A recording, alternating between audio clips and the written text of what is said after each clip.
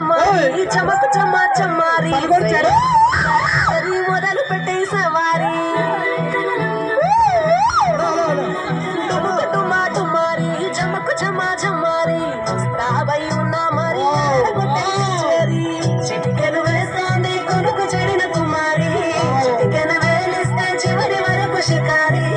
ఎంతో కొడలేనక ఎంతో కడిలముగా ఒదిగిన పుప్పుడిని ఇప్పుడు అప్పగించా